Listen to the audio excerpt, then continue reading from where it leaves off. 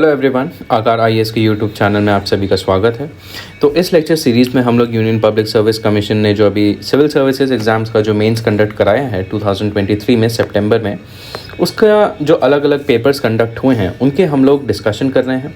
हम लोग देख रहे हैं कि क्या बेसिक अप्रोच होनी चाहिए, क्या स्ट्रक्चर होना चाहिए, किस तरीके के आर्गूमेंट्स होने चाहिए और किस तरीके से एक अच्छा आंसर लिखा जा सकता है।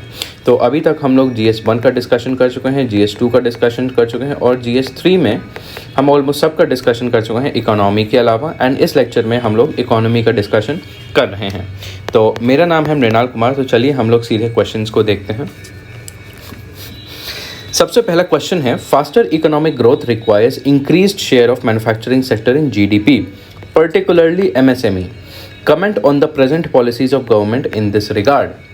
तो जो क्वेश्चन है ये कहना चाहता है कि जो मैन्युफैक्चरिंग सेक्टर है, अगर हम चाहते हैं कि मैन्युफैक्चरिंग सेक्टर का कंट्रीब्यूशन जो है GDP में वो बढ़े, तो कहीं ना कहीं हमें जो MSME है, ठीक है, आपके जो छोटे वाले इंडस्ट्रीज़ होते हैं उनको हमें और ज़्यादा बढ़ावा देना चाहिए। ठीक है, तो सरकार ने इसको बढ़ाने के लिए क्या क्या कदम उठाए हैं उन पे हमें कमेंट करना है, उन्हें हमें बताना है कि क्या क्या इनिशिएटिव हैं और क्या क्या उनमें चैलेंजेस करे गए हैं, चैलेंजेस फेस होते हैं और क्या क्या उनके सल्यूशन हैं।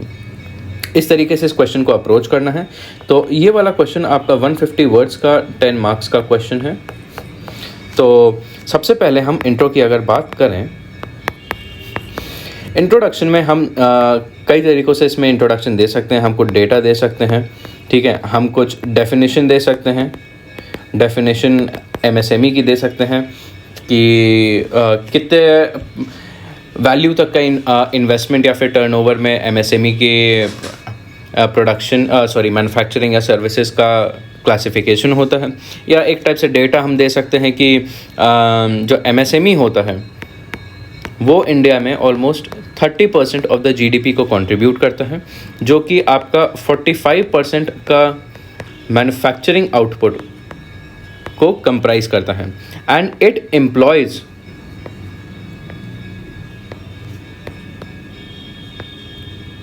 It employees 11 crore people.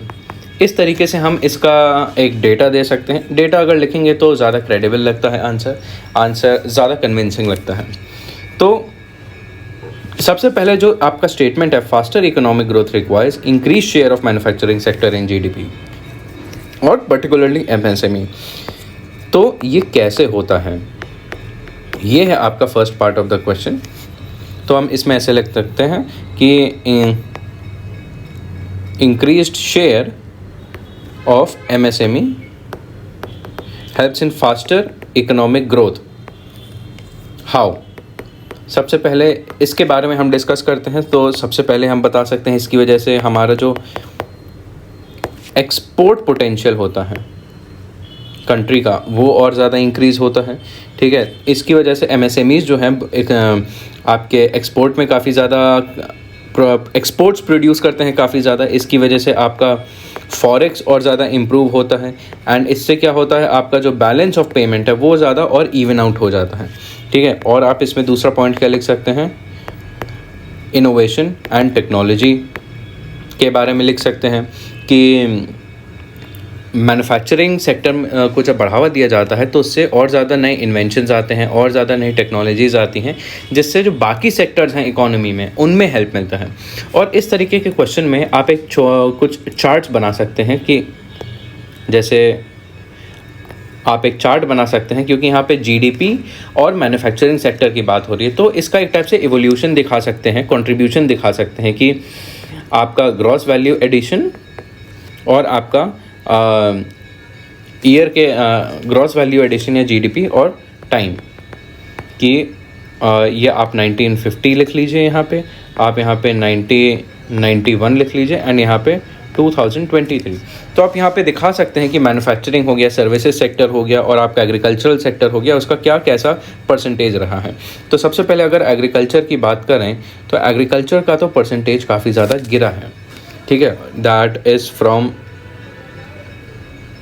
Almost 54% to currently 16%। ठीक है, इसके बाद अगर मैन्युफैक्चरिंग सेक्टर की सर्विसेज सेक्टर की अगर बात करें तो सर्विसेज सेक्टर का काफ़ी बड़ा ग्रोथ हुआ है। ठीक है, ये है आपका सर्विसेज सेक्टर, ये है आपका एग्रीकल्चर, ये है आपका सर्विसेज सेक्टर। तो 1950 में जैसे सर्विसेज सेक्टर का कंट्रीब्यूशन ऑलमोस्ट 30% था, वही आज के समय में 54% हो चुका है। और अगर हम अब मैन्युफैक्चरिंग सेक्टर की बात करें तो उसका बहुत स्लाइट इंक्रीमेंट हुआ है कि 1950 में इट वाज अराउंड 9% एंड अभी इट इज़ अराउंड 16 to 18%। इस तरीके से आप एक छोटा सा चार्ट बना के इस पूरे को रिप्रेजेंट कर सकते हैं जो आप बताना चाह रहे हैं। इन टाइप के क्वेश्चंस में जनरली एक बहुत अच्छी प्रैक्टिस होती है। उसके बाद हम बता सकते हैं कि एमएसएमई से रिलेटेड क्या क्या पॉलिसीज़ हैं गवर्नमेंट की।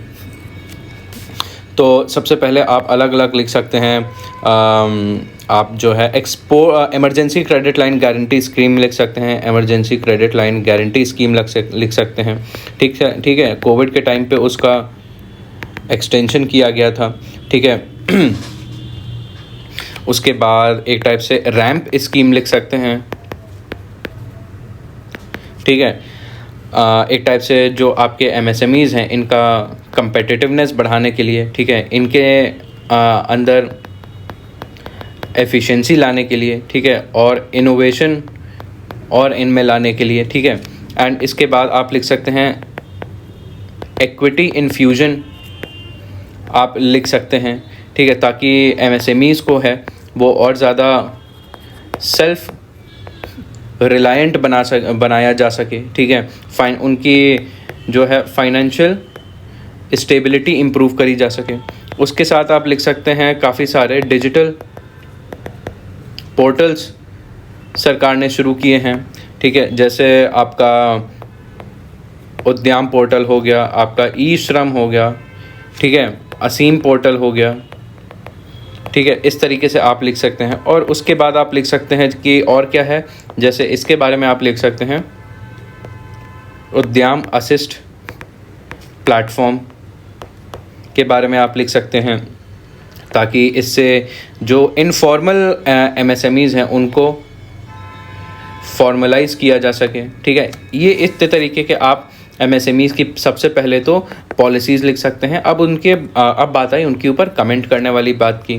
ठीक है, जब हम कमेंट वाला पार्ट लिखेंगे तो उसको हम दो तरीके से देख सकते हैं कि पॉलिसीज़, ठीक है, एंड उसके चैलेंजेस। तो सबसे पहले अगर पॉलिसीज़ की बात करें तो हम यहाँ पे लिख सकते हैं सेक्टर स्पेसिफिक पॉलिसीज़। ठीक है, उसके बाद हम लिख सकते हैं क्या, जैसे इन्वेस्टमेंट प्रमोशन एजेंसीज़। ठीक है, एंड अगर हम चैलेंजेस की बात करें तो इन सारी पॉलिसीज़ में, जैसे ये वाली जो मैंने आपको पॉलिसीज़ बताई थी, ये पॉलिसीज़ थी आपके यूनियन की। और यहाँ पे आप जो पॉलिसीज़ हैं उसके बाद आप स्टेट गवर्नमेंट की भी पॉलिसीज़ इस तरीके से आप बता सकते हैं कि ये जो पॉलिसीज़ हैं ये आपकी महाराष्ट्र की हो गई, गुजरात की हो गई, या फिर कर्नाटक की पॉलिसीज़ हो गई। तो इन सभी पॉलिसीज़ में चैलेंजेस क्या होते हैं? सबसे पहले तो एक चैलेंज होता है एक्सेस टू फाइनेंस, हो गया एक बड़ा सा चैलेंज। ठीक है, उसके बाद हो गया आपका इंफ्रास्ट्रक्चरल चैलेंजेस हो गए। ठीक है, कि जैसे लॉजिस्टिक्स हो गया, ट्रांसपोर्टेशन हो गया। ठीक है, उसके अलावा आपका बिल्डिंग्स हो गई। इस तरीके से आप इंफ्रास्ट्रक्चर के बारे में लिख सकते हैं। उसके बाद आप लिख सकते हैं रेगुलेटरी कॉम्प्लेक्सिटी के बारे में आप लिख सकते हैं कि जो रेगुलेटरी नॉर्म्स हैं वो इतने ज़्यादा कॉम्प्लेक्स हैं, काफ़ी ज़्यादा पेपर वर्क होता है उनमें, काफ़ी ज़्यादा क्राइटेरियाज फुलफ़िल करने पड़ते हैं जो कि बहुत ज़्यादा आसान नहीं होते हैं एमएसएमईज़ के लिए। उसके बाद हम क्योंकि चैलेंजेस लिख रहे हैं तो कहीं ना कहीं हम एक सल्यूशन या फिर वे फॉरवर्ड भी मेंशन कर सकते हैं। तो वे फॉरवर्ड में सबसे पहले हम क्या मेंशन कर सकते हैं, क्या होना चाहिए, और डिजिटाइजेशन और ज़्यादा बढ़ा सकते हैं, प्लस टेक्नोलॉजी का एडॉप्शन और ज़्यादा कर सकते हैं हम MSMEs के लिए, ताकि उनमें ऑटोमेशन किया जा सके, ठीक है, उनकी प्रोडक्टिविटी और बढ़ाई जा सके। उसके अलावा इंफ्रास्ट्रक्चर डेवलपमेंट हम लोग प्रमोट कर सकते हैं, ठीक है, ताकि उससे जो ट्रांसपोर्टेशन कॉस्ट है उसे कम किया जा सके, ठीक है। आपकी जो सप्लाई चेन एफिशिएंसी है उसे इम्प्रूव किया जा सके। और तीसरे नंबर पे आप लिख सकते हैं सिंप्लीफिकेशन ऑफ रेगुलेशन, ये आप लिख सकते हैं, ठीक है। तो कंक्लूजन में अगर बात करें तो कंक्लूजन में आप एक फॉरवर्ड लुकिंग कंक्लूजन दे सकते हैं कि मैन्युफैक्चरिंग सेक्टर का फुल पोटेंशियल अगर हमें रियलाइज़ करना है तो कहीं ना कहीं हमें MSMEs को एक्सेलरेट करना पड़ेगा, ठीक है। एंड एक टाइप से दोनों सेंटर प्लस स्टेट दोनों को इसके लिए एक्शंस लेने पड़ेंगे और दोनों को इसके लिए इसके जो चैलेंजेस हैं उन दोनों को साथ में इनको टैकल करना पड़ेगा। इस तरीके से आप इस क्वेश्चन के लिए कंक्लूजन दे सकते हैं। उसके बाद आता है सेकंड क्वेश्चन है what is the status of digitalisation in Indian economy. ये हो गया आपका फर्स्ट पार्ट कि क्या स्टेटस है डिजिटलाइजेशन का। उसके बाद examine the problems faced in this regard and suggest the improvement. तो क्लियरली इस क्वेश्चन के 3 पार्ट्स हैं। देखिए, आपको बताना है आपका सब्जेक्ट क्या है, डिजिटलाइजेशन इन इकोनॉमी, इससे रिलेटेड क्या स्टेटस है इसका, क्या प्रॉब्लम्स फेस हो रहे हैं और क्या इम्प्रूवमेंट उन प्रॉब्लम्स को लेके हम कर सकते हैं। ये क्वेश्चन है आपका 150 वर्ड्स का एंड 10 मार्क्स का। तो चलिए सबसे पहले हम लोग इंट्रोडक्शन की अगर बात करें तो इंडिया इसके बारे में, क्योंकि डिजिटलाइजेशन है तो हम डेटा दे सकते हैं कि इंडिया जो है, India has one of largest internet users in the world. कितने? ऑलमोस्ट 692 मिलियन यूज़र्स हैं, ठीक है।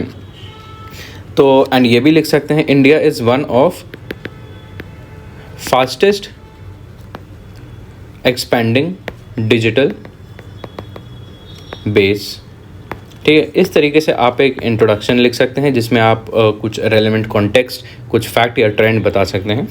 उसके बाद आप सीधे आते हैं बॉडी के फर्स्ट पार्ट में, जहाँ पे आप मेंशन करते हैं status of digitalisation in Indian economy, ठीक है। उसके बाद सबसे पहले आप स्टेटस में बताएंगे डिजिटल इंफ्रास्ट्रक्चर का स्टेटस बताएंगे आप। इसमें आप बताएंगे डिजिटल इंफ्रास्ट्रक्चर जैसे इंडिया में मोबाइल और ब्रॉडबैंड कवरेज के लिए एक बैकबोन बन चुका है। इसमें अभी तक टोटल 1.1 बिलियन आपके सेल्यूलर कनेक्शंस हैं जो कि अभी एक्टिव हैं, ये आप बता सकते हैं। उसके बाद जैसे डिजिटल पेमेंट्स की अगर बात करें, आजकल जैसे लोग पेटीएम यूज़ कर रहे हैं, मोबाइल वॉलेट यूज़ कर रहे हैं इस ट्रांजैक्शंस के लिए, तो ये बहुत बड़े स्केल पे हो रहा है आजकल, ठीक है। तो आप ये लिख सकते हैं अभी जो एक रिपोर्ट इसमें आप बता सकते हैं, रिपोर्ट कौन सी, India digital payment annual report के बारे में आप बता सकते हैं कि यूपीआई के बारे में रिपोर्ट थी जहाँ पे इसने बताया था कि इससे ऑलमोस्ट 126 ट्रिलियन ट्रांजैक्शन इस ऐप के थ्रू हो रहे हैं, मतलब इस इंटरफेस के थ्रू हो रहे हैं। स्टेटस में तीसरा आप बता सकते हैं ई गवर्नेंस में जैसे आपका आधार हो गया या फिर गवर्नमेंट ई मार्केट प्लेस हो गया, इससे काफ़ी ज़्यादा अब इंटरेक्शन हो रहा है और इसकी वजह से जो आपकी सर्विस डिलीवरी है वो काफ़ी ज़्यादा इन्हांस हुई है। उसके बाद आप बता सकते हैं स्टार्टअप इकोसिस्टम के बारे में, ठीक है, कि इंडिया में अभी one of the largest growing startups हैं इंडिया में, बहुत सारे यूनिकॉर्न्स हैं इंडिया में एंड ये सारे के सारे हैं जो हैं मोस्टली मेजॉरिटी ऑफ देम ये आपके डिजिटल प्लेटफॉर्म्स पे ही ऑपरेट करते हैं। ठीक है, अब आप बॉडी के सेकंड पार्ट पे आएंगे, क्या प्रॉब्लम्स। ये प्रॉब्लम्स क्या क्या फेस करते हैं। सबसे पहले आप बताएंगे डिजिटल डिवाइड के बारे में। ठीक है, डिजिटल डिवाइड में जैसे रूरल अर्बन डिस्पैरिटी,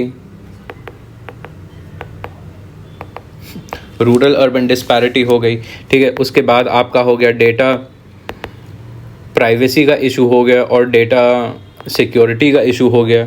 ठीक है, कि जैसे डेटा प्रोटेक्शन एक इशू होता है एंड काफ़ी सारे फाइनेंशियल फ्रॉड्स हो रहे हैं, ये हो गया आपका साइबर सिक्योरिटी वाला इशू हो गया आपका। ठीक है, एंड उसके प्रॉब्लम्स ये है, इसके लिए हमें और मेजर्स चाहिए। ठीक है, पब्लिक अवेयरनेस चाहिए। चौथे नंबर पे आता है आपका डिजिटल लिटरेसी। ठीक है, कि लोगों को पता नहीं है कि सेल फोन्स को कैसे ऑपरेट करते हैं, कैसे हम डिजिटल सर्विसेज को अवेल कर सकते हैं। और उसके बाद बता सकते हैं इंफ्रास्ट्रक्चरल बॉटलनेक्स। इंफ्रास्ट्रक्चरल बॉटलनेक्स में जैसे सेल्यूलर टावर हो गए, आपके फाइबर कनेक्शंस हो गए, ये हो गया। अब आता है क्या क्या तीसरा पार्ट ऑफ द क्वेश्चंस, क्या सजेशंस फॉर इम्प्रूवमेंट।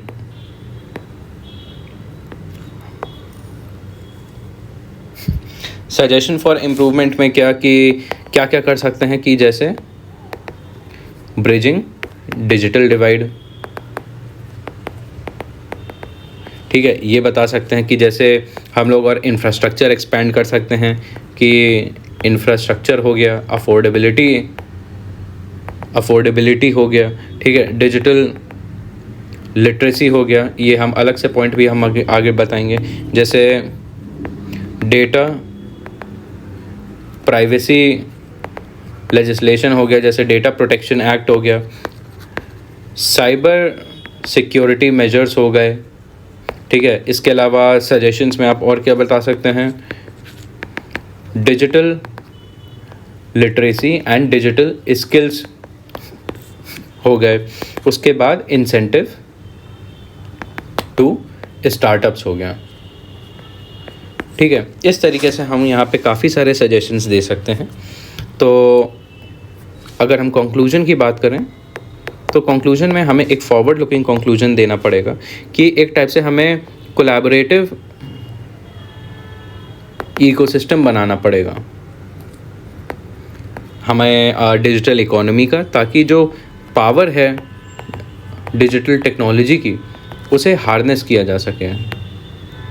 ठीक है, and so that all section of society can benefit from this and overall contribute in digital transformation of country। इस तरीके से आप एक फॉरवर्ड लुकिंग विजन बता सकते हैं या फिर एक कंक्लूजन बता सकते हैं। That's it. उसके बाद आता है आपका 11th क्वेश्चन। 11th क्वेश्चन है आपका, most of the unemployment in India is structural in nature, examine the methodology adapted to compute the unemployment in the country and suggest improvements.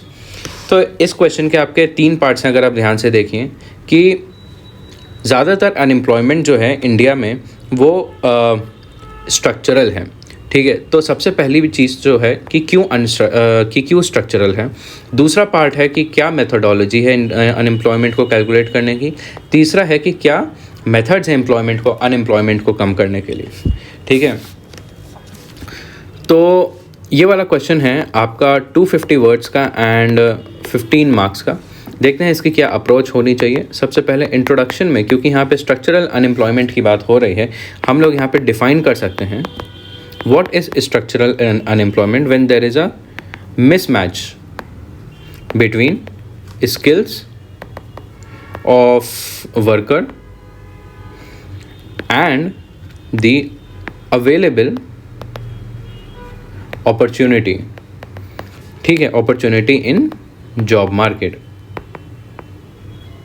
कि फॉर इंस्टेंस जैसे आजकल आर्टिफिशियल इंटेलिजेंस को काफ़ी ज़्यादा promote किया जा रहा है, आईसीटी सर्विसेज को ज़्यादा इंसेंटिव दिया जा रहा है, लेकिन जो लोग हैं उनके पास स्किल्स नहीं हैं, उन्हें पता नहीं है कि कैसे इसको ऑपरेट किया जाए। तो उसकी वजह से जब अनएम्प्लॉयमेंट के शिकार हो जाते हैं तब उसे स्ट्रक्चरल अनएम्प्लॉयमेंट कहते हैं। एंड यहाँ पे डेटा भी दे सकते हैं कि NSSO के हिसाब से जो कंट्री में करंट अनएम्प्लॉयमेंट रेट है दैट इज़ अराउंड 7%। तो इस तरीके से आप इसका एक डेफिनेशन और डेटा के साथ एक इंट्रोडक्शन दे सकते हैं। एंड कहीं ना कहीं अगर आप चाहें, वैसे ये चीज़ तो बहुत ऑप्शनल होती है, आप एक छोटा सा चार्ट में आप बता सकते हैं कितने टाइप्स ऑफ अनएम्प्लॉयमेंट होते हैं। वैसे ये बहुत ज़्यादा रेलेवेंट नहीं है, बट इफ़ यू वांट, जैसे स्ट्रक्चरल होता है, ठीक है, जैसे साइक्लिकल होता है, ठीक है, या तो फ्रिक्शनल होता है, या फिर आपका सीजनल होता है, या फिर हिडन होता है, हिडन या फिर डिस्गाइज्ड, जो कि आपका मोस्टली एग्रीकल्चर में होता है, ठीक है। तो उसके बाद हम आते हैं आपका फर्स्ट बॉडी के first part of the question के ऊपर कि why unemployment in India is structural in nature. तो सबसे पहला चीज़ जो ऑब्वियस है, हमने डेफिनेशन में भी बात की, दैट इज स्किल मिसमैच, ठीक है, कि जब ग्रेजुएट्स निकलते हैं कॉलेज से, उनके पास एडिक्वेट स्किल्स नहीं होते हैं कि वो जॉब में जाके यूज़ कर सकें, उन्हें फिर से ट्रेनिंग की ज़रूरत पड़ती है। दूसरा रीज़न है इंडस्ट्रियल रेवोल्यूशन 4.0 और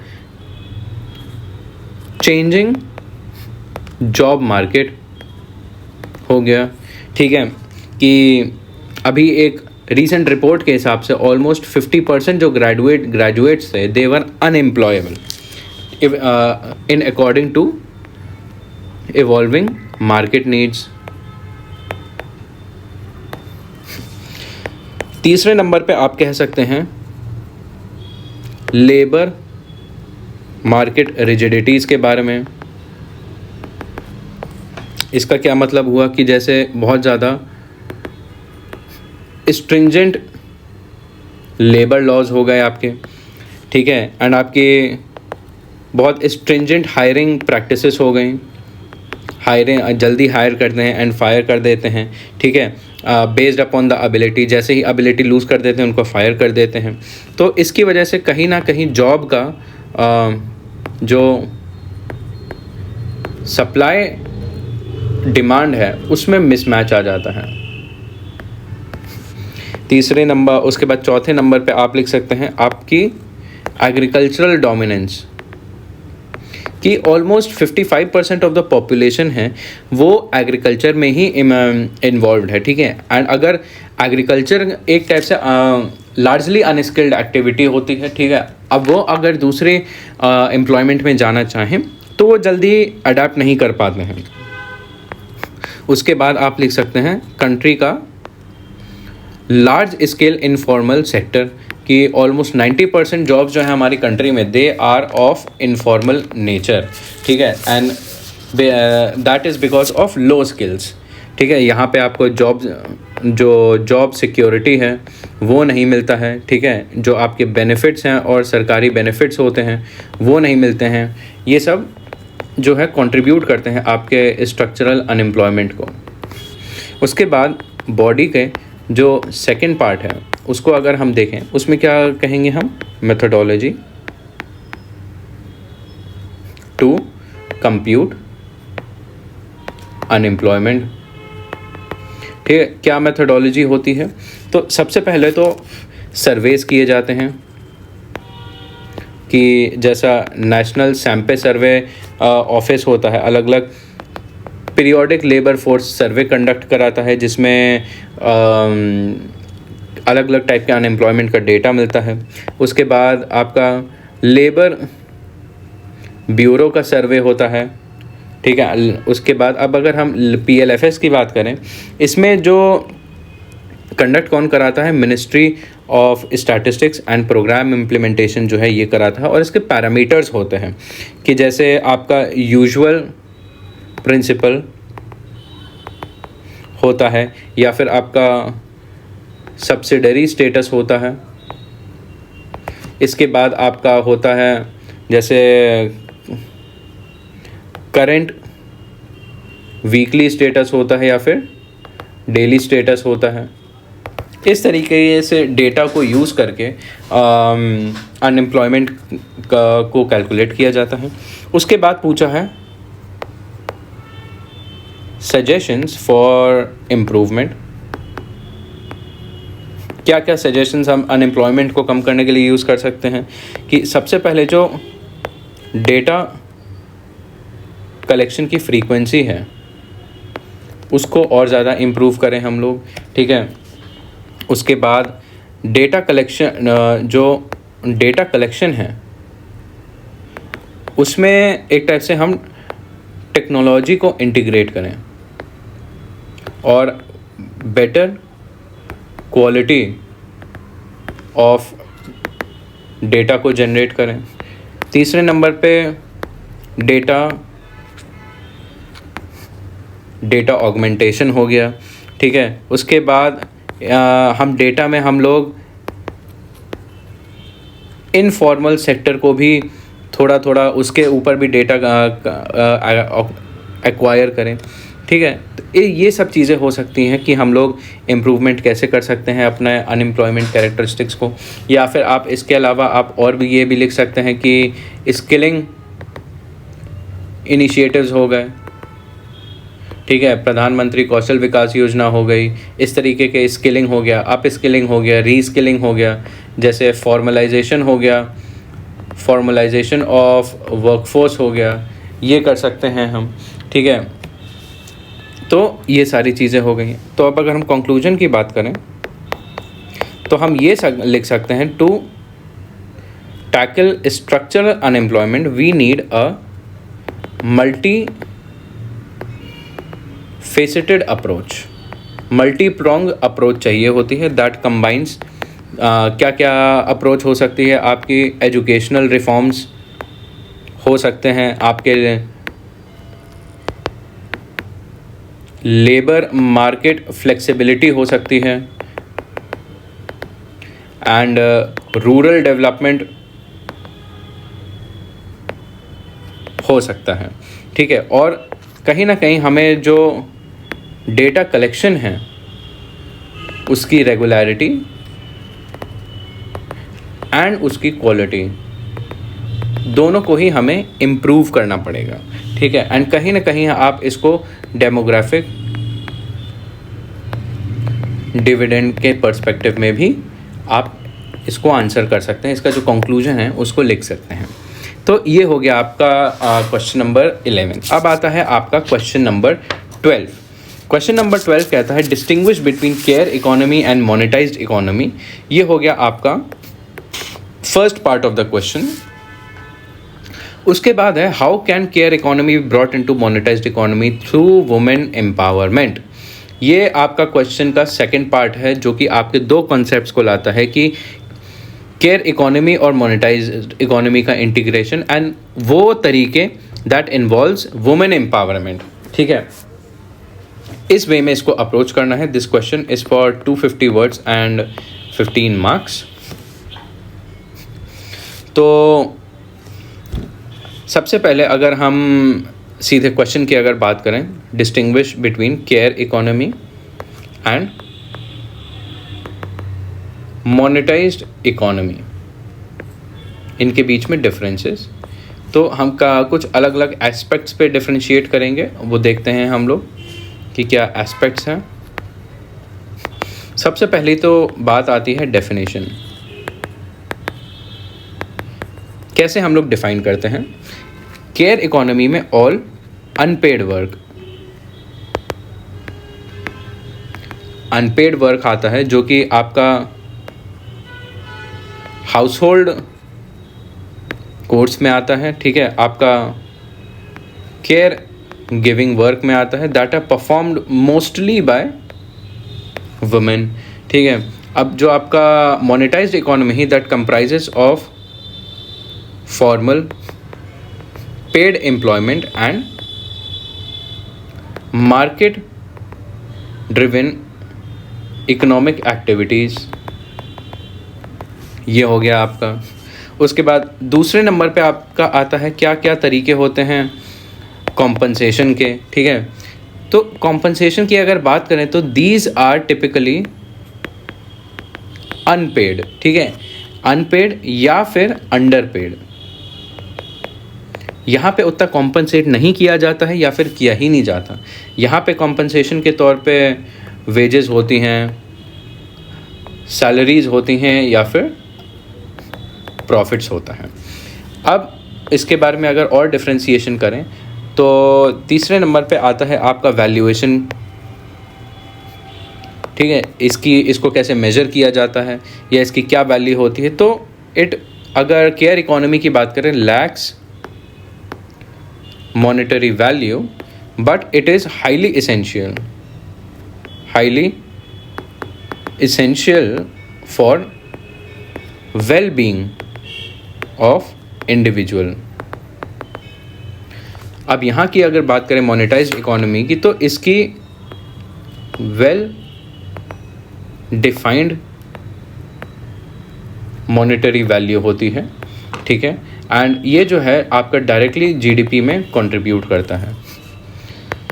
अब उसके बाद देखें यहाँ पे जेंडर डिस्पैरिटीज़ के बारे में। जेंडर डिस्पैरिटी जो है ये मोस्टली जो केयर इकोनॉमी होता है, ये काम में मोस्टली मेजॉरिटी काम जो है वुमेन करती हैं।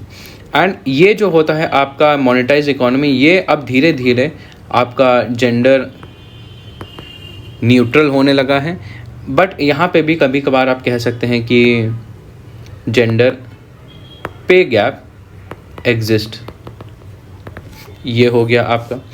पांचवें नंबर पे हो गया आपका फॉर्मल रिकॉग्निशन, ठीक है। रिकॉग्निशन की बात करें तो जो केयर इकोनॉमी होती है दैट इज़ ऑफन ओवरलुक्ड, उसको इग्नोर कर दिया जाता है एंड इसको एक्सक्लूड कर दिया जाता है from economic and political policies से, ठीक है। एंड इसको जो है फॉर्मली आपको रिकॉग्नाइज किया जाता है, ठीक है। एंड इसको इकोनॉमिक इंडिकेटर्स जो होते हैं उनमें काउंट किया जाता है। तो अब बात आती है बॉडी में second part of the question की कि ब्रिंगिंग केयर इकोनॉमी, हम केयर इकोनॉमी को हम मोनेटाइज्ड इकोनॉमी में कैसे ला सकते हैं। तो सबसे पहला पार्ट होता है कि वाई, हमें ऐसा करना ही क्यों है, हम इसके बारे में लिख सकते हैं। तो इसका हम रीजंस दे सकते हैं कि इससे क्या होगा, इकोनॉमिक ग्रोथ, जीडीपी में कंट्रीब्यूट होगा, और ज़्यादा पार्टिसिपेशन ऑफ वुमेन होगा, वुमेन लेबर का फॉर्मलाइजेशन होगा। इससे एक टाइप से आपकी जेंडर इक्वालिटी आती है, ये आप लिख सकते हैं, ठीक है। सो जो जेंडर डिस्पैरिटीज़ हैं वो और कम होती हैं, और इसके साथ जो है जेंडर बेस्ड अपॉर्चुनिटीज़ और इनकम में और पैरिटी आती है। इससे जो है आपका सोशल वेलफेयर वाला ऑब्जेक्टिव है वो और ज़्यादा आगे बढ़ता है, ठीक है। और उसके बाद आप कह सकते हैं कि इससे जो है लीगल रिकग्निशन है, एक टाइप से लीगल रिकग्निशन मिलता है। फॉर इंस्टेंस जैसे मैटरनिटी बेनिफिट एक्ट हो गया, तो वुमेन्स पार्टिसिपेशन को और ज़्यादा इम्पोर्टेंस मिलती है। तो अब क्वेश्चन आता है हाउ कैन वी ब्रिंग। तो अब इसके मेजर्स देखते हैं। सबसे पहले तो हो गया आपका स्किल डेवलपमेंट, हो गया कि जैसे अपस्किलिंग हो गया, रीस्किलिंग हो गया। फॉर इंस्टेंस जैसे स्किल इंडिया प्रोग्राम हो गया, ठीक है। उसके बाद हम कह सकते हैं जैसे फ्लेक्सिबल वर्क अरेंजमेंट हो गए, ठीक है। जैसे आपका वर्क फ्रॉम होम हो गया, ठीक है, पार्ट टाइम जॉब्स हो गए, ये हो गया। उसके बाद सोशल सिक्योरिटी में प्रोग्रेस हम कर सकते हैं, ठीक है। जो केयर गिविंग वर्क होते हैं उनको भी सोशल सिक्योरिटी नेट के अंडर लाया जाए, उनको भी चाइल्ड केयर फैसिलिटीज़ हो गई, एल्डरली केयर दिया जाए, ठीक है, इंश्योरेंस दिया जाए उन्हें, ताकि जो उनका जो बर्डन है केयर गिविंग वाला बर्डन वो कम हो। चौथे नंबर पे और आपका जेंडर रिस्पॉन्सिव पॉलिसीज़ हो गई, ठीक है, कि जैसे पे गैप को कम किया जाए, कि अगर पे गैप को कम किया जाएगा तो वुमेन को और ज़्यादा इंसेंटिव मिलेगा कि वो फॉर्मल इकोनॉमी में और ज़्यादा पार्टिसिपेट करें। और जैसे आपका मैटरनिटी बेनिफिट एक्ट हो गया, इस तरीके के इनिशिएटिव लाए जाएं both informal and informal employments में। पाँचवें नंबर पे इक्वल पे दिया जाए, ठीक है। और उसके बाद जैसे women oriented income generating activities हो गई, ठीक है। जैसे आपका एसएचजी को और प्रमोट किया जाए, ठीक है, सेल्फ हेल्प ग्रुप्स हो गए। इसका आप एग्जांपल दे सकते हैं, जैसे कुटुम्बश्री मॉडल हो गया केरला का, उसके कुटुम्बश्री जो हो गया उसे वो हो गया। तो इस तरीके से काफ़ी सारे मेजर्स हैं जिनसे आप ला सकते हैं केयर गिविंग इकोनॉमी को मोनेटाइज्ड इकोनॉमी में। तो अब अगर हम कंक्लूजन की अगर बात करें तो हम ये कर सकते हैं कि we need to empower women through targeted policies, ठीक है, थ्रू स्किल डेवलपमेंट, ठीक है, थ्रू सपोर्ट सिस्टम्स, ठीक है, that is needed to bridge the gap between